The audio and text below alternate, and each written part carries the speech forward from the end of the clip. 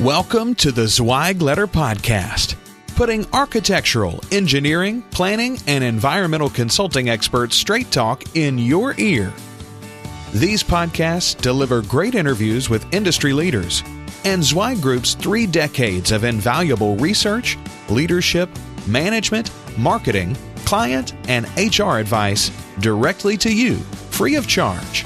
The Zweig Letter Podcasts let you develop personally and professionally, wherever you are.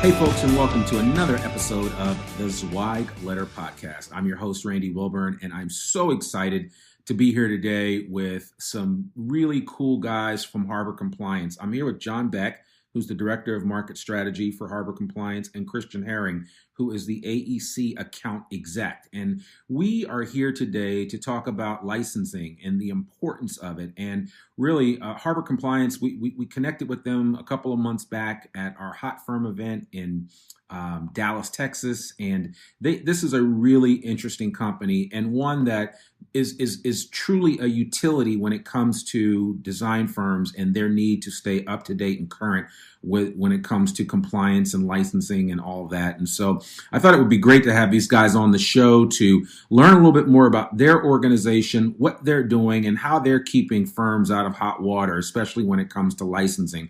And so, John and Christian, thank you guys so much for being on the podcast today. How are you both doing? Doing great. Thank you. Thanks for having us. We're excited. This is cool. Excellent, Randy. Thank you. Good. So tell me a little bit. We want to kind of hear the origin story of Harbor Compliance and how the company came about, and tell us a little bit about the history of the organization. I know that you were founded by a team of government licensing specialists, and as you aptly put it on your website, technology trailblazers. That you guys are, you provide compliance solutions for companies of all types, not just the design industry, but you deal with everyone, even a small firm. Like even if I was starting an LLC, you could help me out. So it's kind of nice that you guys are around and doing something like that. And it may be different than some of the other programs out there, but you guys have worked with over 10,000 firms since 2012. And there's a lot that goes into what you do on a regular basis. But why don't you just give us a better synopsis of what Harbor Compliance is all about and your why at that organization? Yeah, well, Randy, that was a pretty good that was a pretty good background that you did there. So I appreciate that. I can add a little bit more color. You mentioned that we're an organization that's started in 2012, founded by government licensing specialists and technology trailblazers. Some really brilliant people started this organization.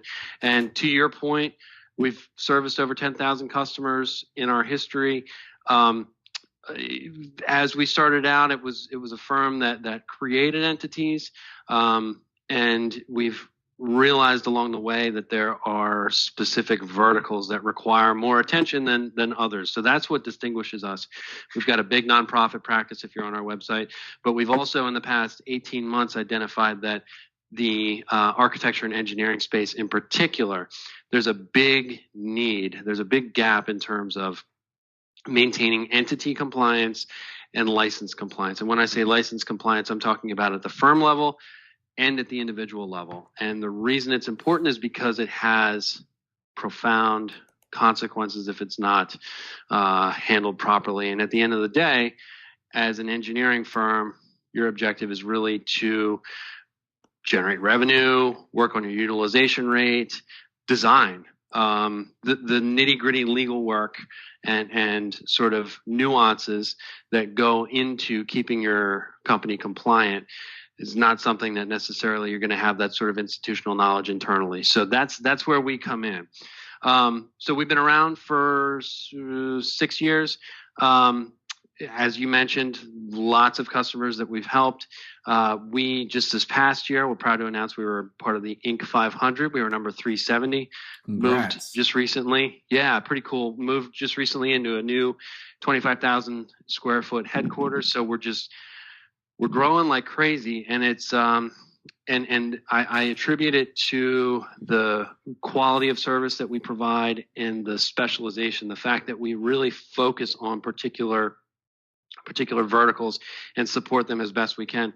So as it relates to AE, we take professionals like Christian, and we have attorneys and CPAs on staff who are really focused on this space and understand from top to bottom what state license requirements are and what goes into it.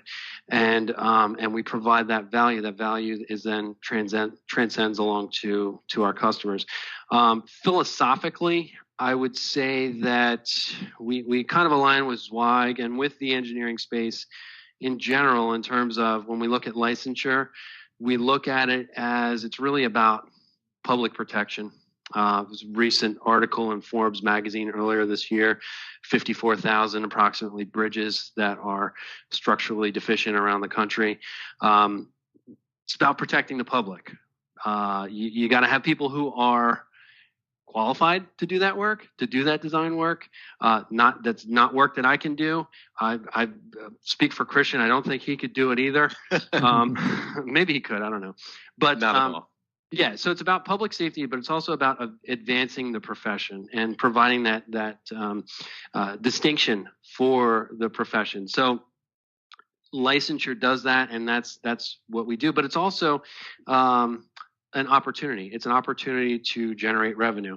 It's a license to earn money. The more licenses that you have, the more coverage that you have, the more you're able to bid on jobs, the more you're able to win jobs. And it just becomes an opportunity to achieve more. So my background personally, I came on board with Harbor Compliance in this past year. I've got about 15 years of broad and extensive experience in corporate legal and the compliance space. And I actively participate in partnership, marketing, business development, thought leadership initiatives. And Randy, as you mentioned, we met in Dallas this past fall, and it was a pleasure to meet you guys. And we've determined that the AE space in particular is one that we're going to focus increased efforts on going forward. So we're really excited to be here.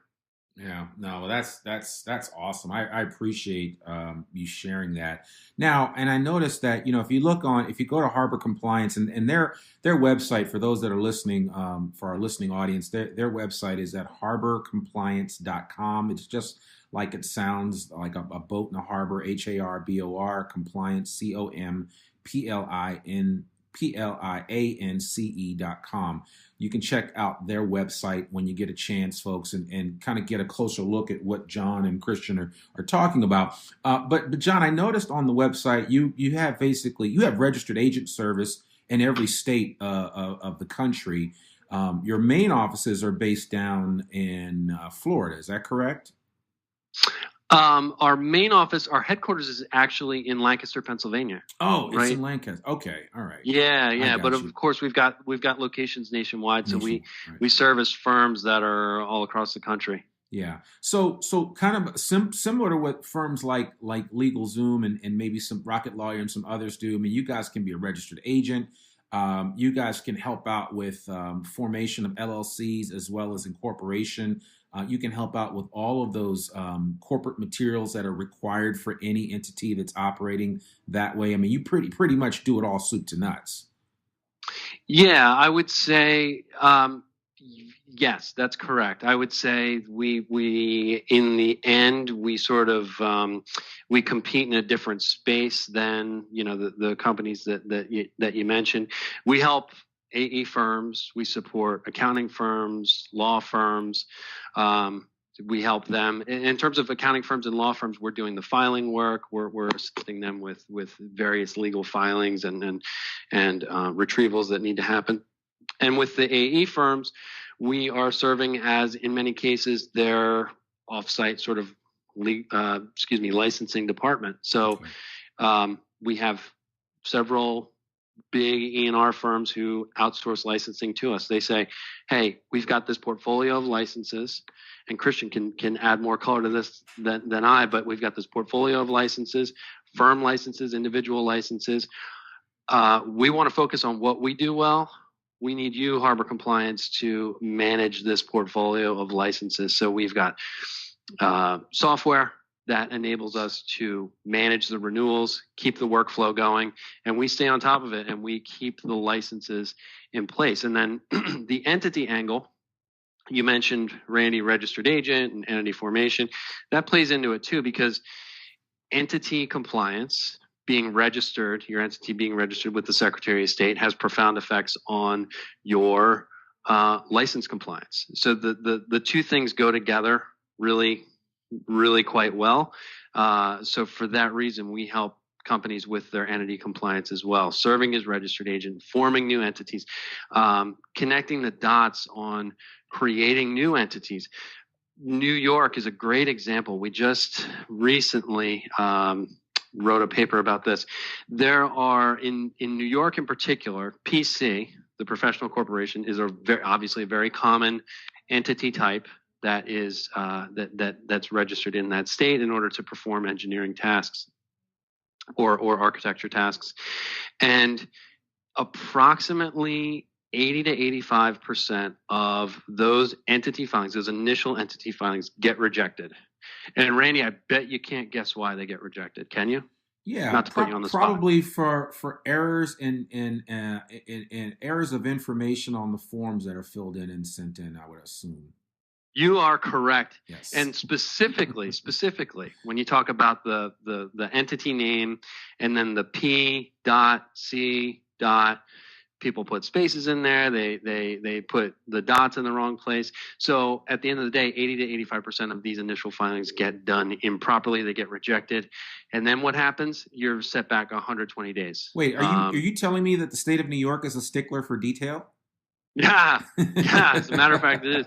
That's just one example. We could give you 50 examples of how that all happens. But New York in particular is a stickler for details, and that's really at the end of the day kind of it's just minutia, right? I mean, it's something that, as an engineer, as a professional, or as a legal professional or CFO within an engineering firm, you're not going to have that sort of detail in between your ears. That's best left to the pros. So that's what we do. And I could add a little color to that as well. Sorry to cut you off there, John. I think it's important to note that really the genesis of our service and the focus in the AE space specifically was just part and parcel of those core services, Randy, that you had alluded to earlier: the registered agent, the corporate formations, ongoing compliance with your business entity by way of the annual report filings, and really working with design firms, certainly in a regulated space. The need presented itself as these firms are looking to expand or certainly just remain compliant in their core geography, the complexities and the challenges, and why that many firms have historically had no other option, as John has alluded to. Just bang your head against that wall, work with a state like New York, and learn the hard way through a series of rejections that not only cost you time, but it's just a headache, certainly an opportunity cost to the organization as well. And historically, firms have had no other option. And hence, we found this niche. We play extremely well with these client firms as they expand in terms of giving them just crystal clear information that they need. So there's no guesswork. And then we have our experienced staff of legal professionals that execute on these filings, do all the heavy lifting to draft and prepare and get it right the first time. And a real life example that I could give you of this is a firm that is looking to expand, a mid-Atlantic firm that has been looking to expand into New York. And historically, before they had the awareness that an outfit like Harbor Compliance existed, they've been trying to do this on their own. A series of rejections. Their last filing that they submitted is still in there, but from end to end, and they are still waiting for approval to practice in New York. We're talking a year and a half. And to put that in perspective, the way that we specialize in this space, we on average see that approval end to end in about 16 to 18 weeks. So when we talk about the value additions that we can provide to AE firms, it's agility, and allowing them to recognize and realize these business opportunities. We specialize in this. They could certainly figure it out, but at what cost to your firm? So again, we can provide what they need very crystal clear, get them in with maximum efficiency, and let them recognize whatever it is that expansion opportunity provided. So there's a competitive edge, certainly, and agility that's afforded to client firms that engage with our services. Yeah. Those are great points. And I want to add one wrinkle to that, which is when you're forming entities, the ownership requirements, right? So in some states it's 2/3, in some states, it can be quite a bit. Yeah. So that's something that's again, we've got that institutional knowledge. We've got the data built out. We've got the tables built out. We've got the attorneys and the CPAs on staff who just know this stuff. Christian knows this stuff. So that's the value that we provide. And then you've got all sorts of different options. Is it PC? DPC is one that comes up quite often. Design professional corporation that comes up quite often that we help customers with, and that can help you get around the ownership requirement because you can apply multiple disciplines to the one entity and sort of blend them all together. But these are all things that are real problems that need to be overcome, and they need to be overcome at the very beginning, ideally. So that's how we help out. Okay. Well, yeah, and you're absolutely right. I mean, it's the idea here. It's the same reason why people hire engineering and architecture firms to help them through the process. Otherwise, they could probably try to design stuff on their own, but wouldn't end up with the result that they're looking for.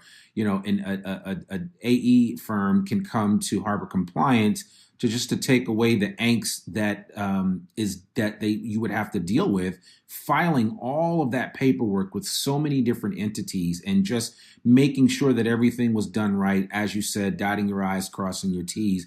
You basically take all of that away from a professional services firm and allow them to focus on what they do best.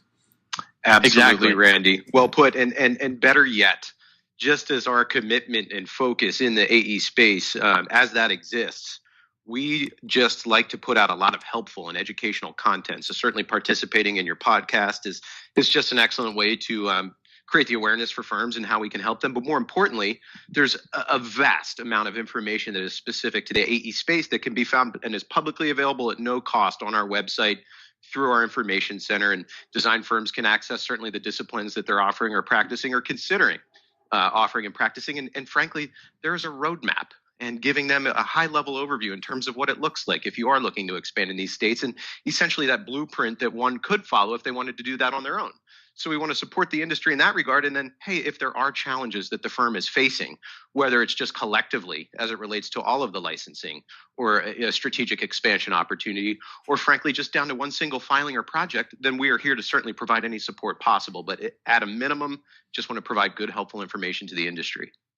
Yeah, and that so it also applies to we're kind of looking at it through the lens of supporting an AE firm, but it also applies to supporting accounting firms, consulting firms, law firms in the context of helping their clients out. So you've got an acquisition that occurs, and now you've got a handful of license amendments that need to occur.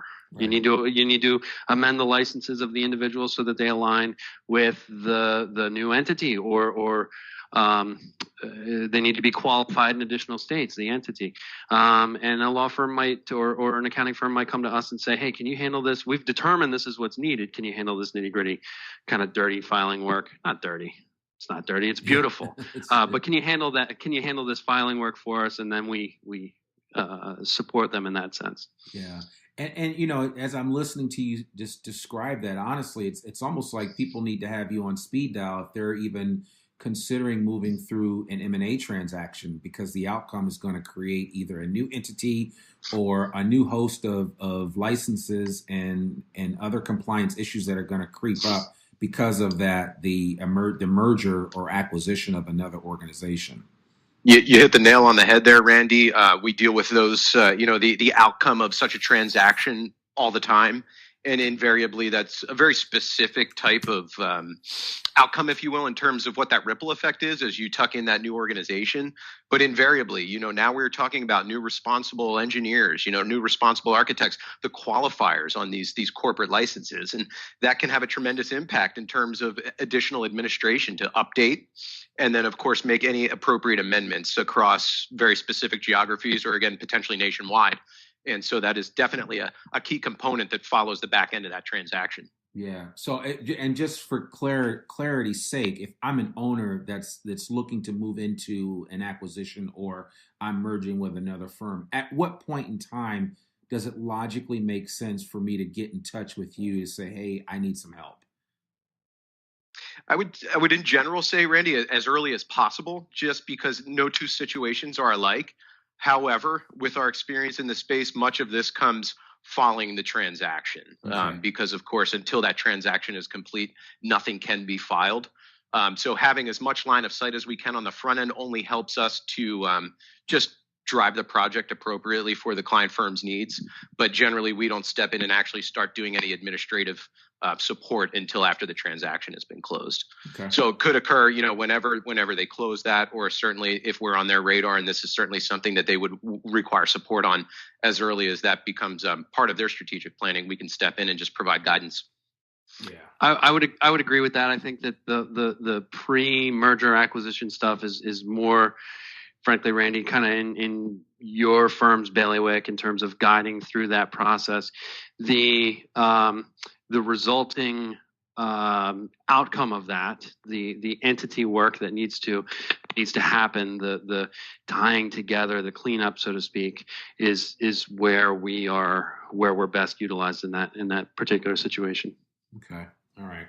Well, perfect. Well, there you have it, folks. I mean, there's just a little bit of guidance here provided by John and Christian with regard to what to do if you happen to find yourself in that position. But of course, if you're just a firm that's trying to just keep your head above water and make sure that you don't run afoul of your state organization when it comes to licensing, Harbor Compliance can help you out. And it sounds like you guys do and know exactly how to make life easier for design firms, especially in the area of licensing and compliance issues. Yeah, we do. I would say so. And one of the areas where we really provide a lot of value is just putting processes in place, management processes in place to provide oversight, visibility, and management of both firm and individual licenses going forward. Just having the visibility, putting it in front of you, seeing it in our software, our representatives having that information at their fingertips.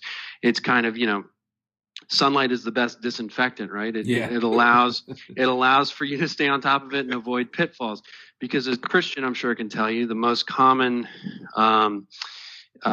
reason for why firms fall out of or lose their standing, so to speak, is what, Christian? Well, not to put you on the spot. Great segue. No. This, quite frankly, we see as the number one leading cause of unintended unlicensed practice is because of the association or lack thereof between your responsible engineer that qualifies that corporate license and the corporate license itself. Mm-hmm. And without a purpose-built management system that just shines light on all these moving parts in terms of renewal dates and filing events, it is very simple for a firm to lose sight of any one of these key dates and potentially have a license lapse. And if it's that qualifier license lapse, now you just put your company firm license at risk, or your certificate of authorization as commonly referred to, and that could jeopardize any number of strategic business initiatives. These are the foundation of essentially revenue generation of a design firm, and they are to be treated as crown jewels.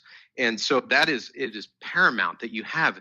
And again, this is just best practice for the industry. Yeah. May or may not ever choose to engage with Harbor Compliance, and that's fine. But one thing that we could impart upon anybody that's listening to this podcast is make sure that you have a system in place, whether that's even an Excel sheet. Make sure that you have a closed loop of people so you're not, ruining the integrity of the data, and have some systems and some redundancy built in so that you have alerts and that you can track and update this information appropriately. And if that's less than desirable for certain firms, then we have that purpose-built software where we can do that with a single pane of glass view regardless of size. We could be talking about some of the large industry leading firms, 12 different entities that are registered nationwide.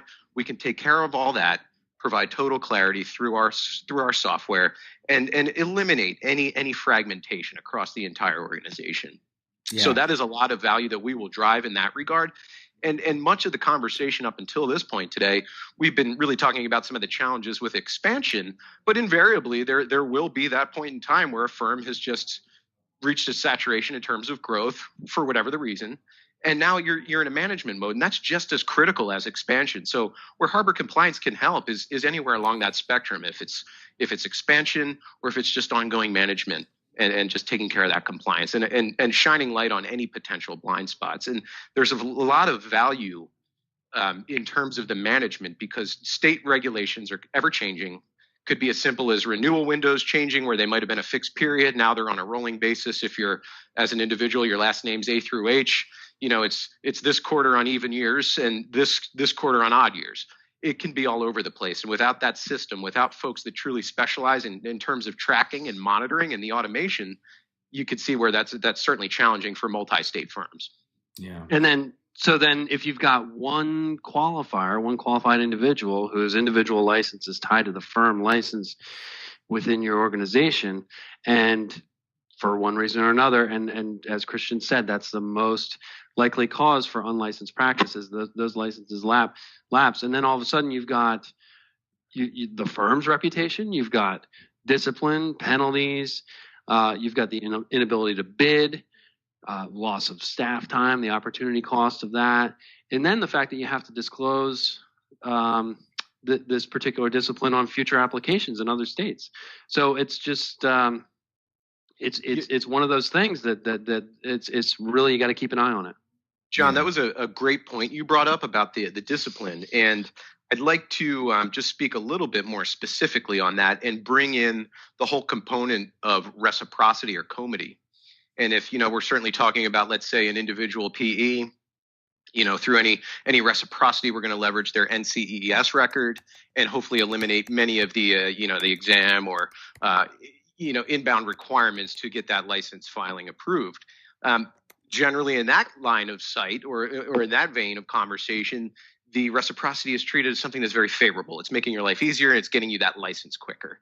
However, when we go down this path of potential issues and discipline, reciprocity also exists, and this is where we don't like to see it, unfortunately, but we do see it more and more with some of these state licensing boards. If you do, and of course, as you have to report discipline if you've had that, well, they do certainly have the privilege or the opportunity, if they do have reciprocity with any other states, to impose reciprocal discipline. So we have actually seen this trend where, if we imagine a dog wagging its tail with that first level of discipline in whatever state that the issue occurred, there is that tail whipping effect, and you don't quite know when it's finished as you go through and report this to different states. That could be a really very real concern going forward. So it is critically important that you just look at this and look at licensure, not so much as an administrative headache, but as revenue generation and really creating good business opportunities, also as risk mitigation. And that's certainly where we can shine light on any challenges that firms are having. Yeah. Yeah, well, I mean, you guys have summed it up nicely here. I do want to geek out for 1 second before we close. You guys built your own technology, so you're not using an off-the-shelf product. You created a product that was built specifically for Harbor Compliance. Can you just speak a little bit to this and why this particular software and technology makes your customers' lives easier? Absolutely, Randy. The simple fact of this is, I will use the term, it was purpose-built, truly purpose-built to answer and speak to the challenges that firms are facing. Truly no dedicated compliance system out there in the AE space that is purpose-built for licensing.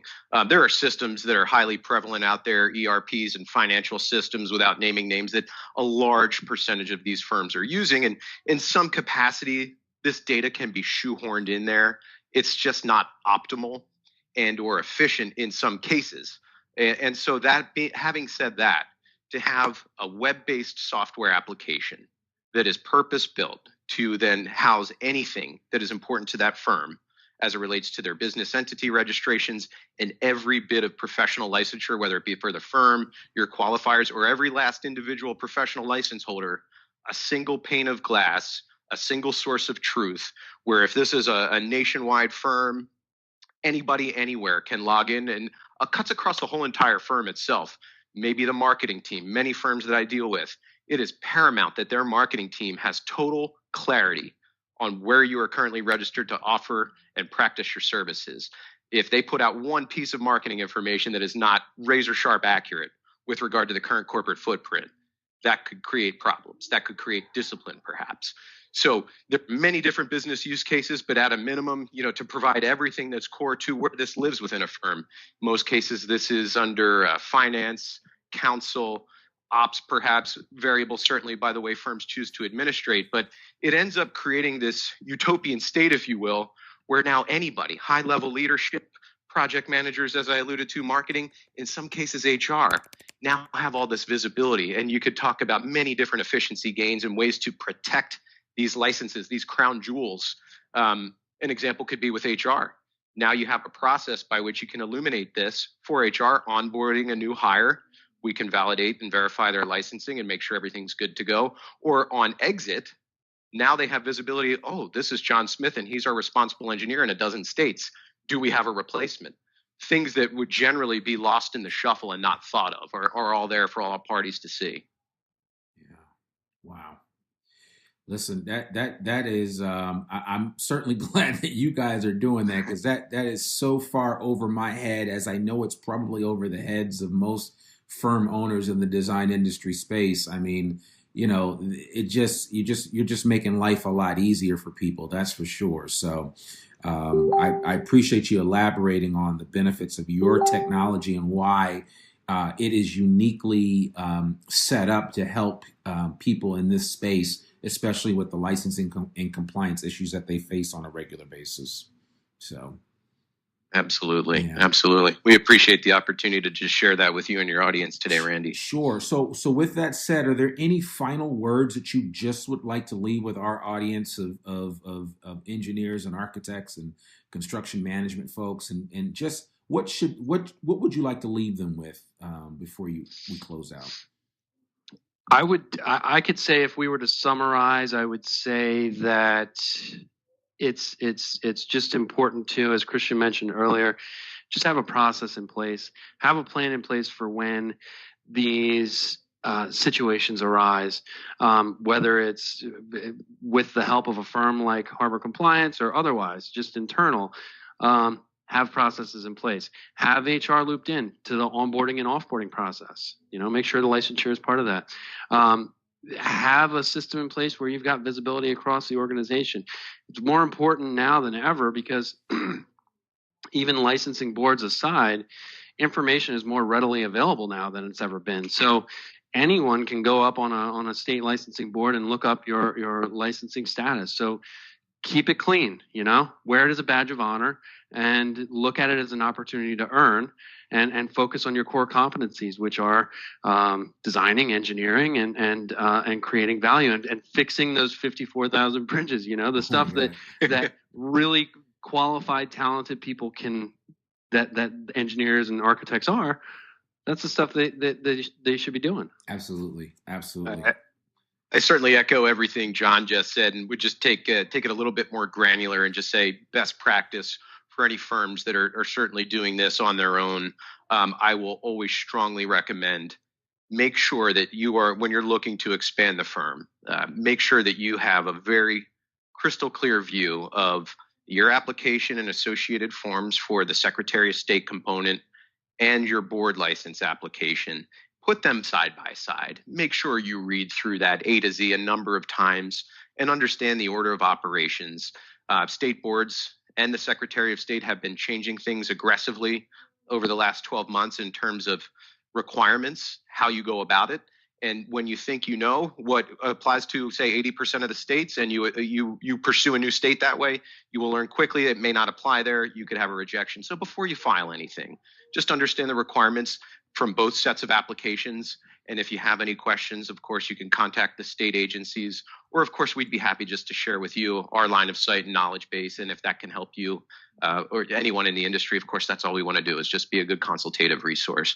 So before anything is filed, understand the requirements from both state agencies, and that should illuminate things in terms of the best and most efficient path forward. Wow. Okay. Well, yeah, you guys summed it up nicely. I mean, Christian, John, I really appreciate this. If people want more information, in addition to visiting harborcompliance.com, what's the best way for them to reach you, John, and reach you, Christian? Yeah, I can be reached via email, jbeck@harborcompliance.com. If you want to just reach out and connect and brainstorm, chat, whatever you want to talk about the weather, the holidays, whatever it is. Yeah. I'm available. I'm also at 717-431-9134. You can look me up online, LinkedIn, number of ways to get in touch with me. Okay. How about you, Christian? Likewise, as well, on the bulk of those, my email, of course, is C like Christian Herring. It's HARING @harborcompliance.com. And if that's too challenging, we have a generic info @harborcompliance.com. Feel free just to shoot a note out there. And if you'd like to talk to John or myself, just drop that into the subject line or the body of the message, and it'll get routed appropriately.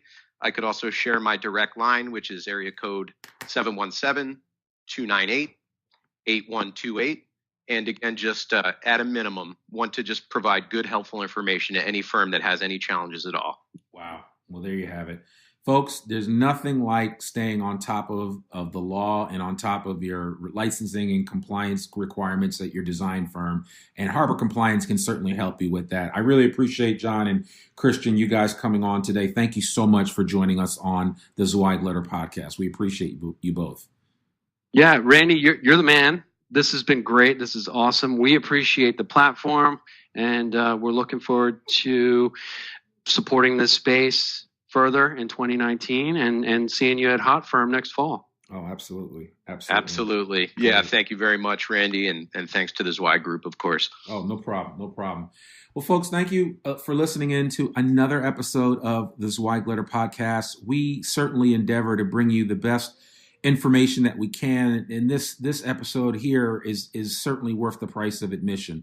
Of course, our podcasts are free, so I'm joking, but the bottom line is this is good stuff, and I hope you were able to take something away from this. And if you're struggling in the areas of compliance and or licensing, reach out to these guys, give them a call. They're here to help you, and I'm sure they could probably solve some of the problems that potentially might be facing your organization.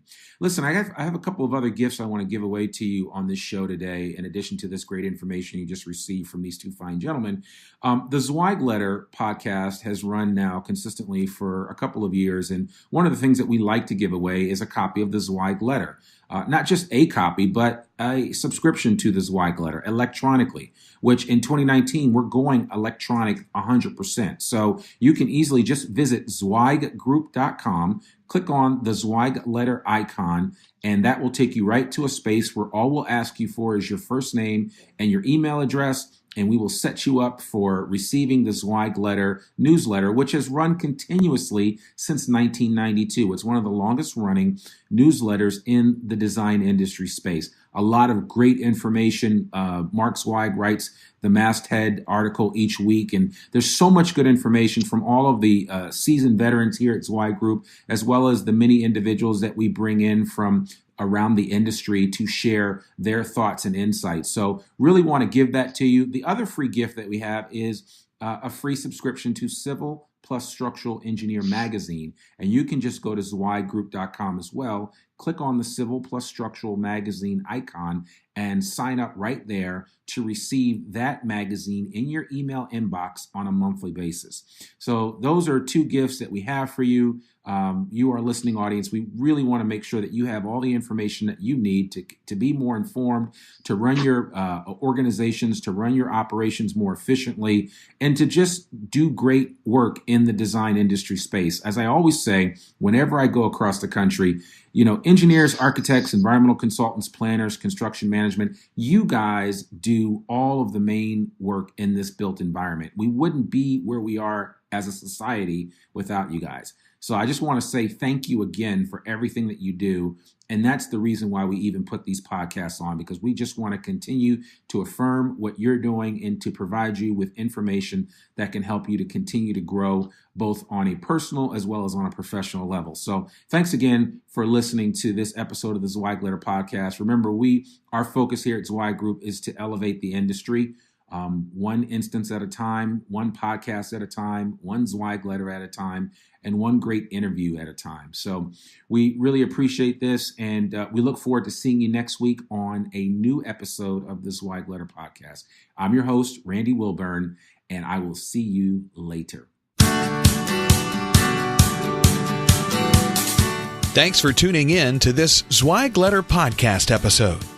If you want more wisdom and inspiration, in addition to information about M&A, strategic planning, HR, and marketing your firm, subscribe now to the digital version of the Zweig Letter free of charge. Just visit thezweigletter.com/subscribe and leave your email address. Your free subscription will begin immediately.